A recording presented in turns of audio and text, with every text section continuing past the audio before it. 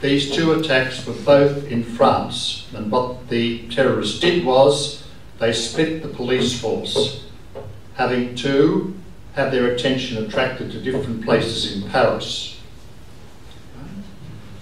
But as a result of these attacks, there was a huge political consensus.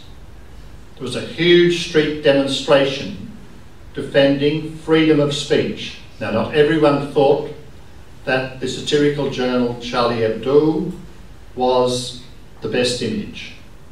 However, they demonstrated because they felt that in the face of terrorism, there had to be the defence of freedom of speech. And so there was a period of national unity. Right? All the political parties supported this. The spirit of the 11th of January, this national unity, lasted for several weeks. Then once again, the debate fell into political altercations between the different political groups. On the 26th of June, right, there were 3 terrorist attacks, but this time they were in different parts of the world. In France, the manager of a chemical factory near Lyon was beheaded. This is the first time that someone in France was beheaded by an Islamist radical. In Tunisia, 38 foreigners were murdered at Sousse Beach.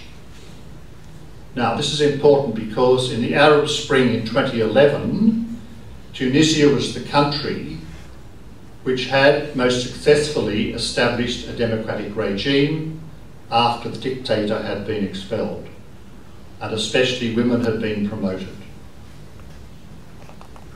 The third attack was an attack on a Shiite mosque in Kuwait, which killed 27 people. Right, so this time the Islamic State organised 3 attacks at the same time in different parts of the world. What was the reaction in France? Unlike the 11th of January, which produced huge demonstrations of national unity, this time in France there was no political consensus.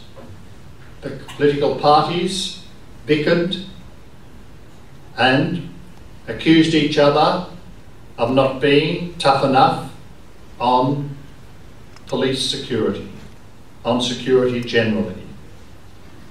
Why did the 2 right-wing parties not join national unity? Because that would give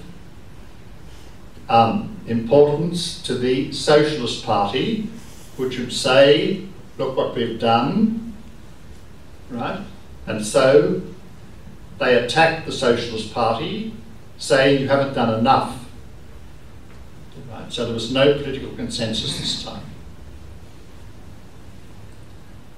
The government had not been soft on security. They had introduced stronger laws on citizen surveillance. A new law legalising the mass collection of metadata had been introduced, and they had a policy of campaigning to defend democratic values. But the right-wing parties didn't want to give any advantage to the Socialist Party. That is, in fact, France is now the European country which has the most developed network of security and surveillance anywhere.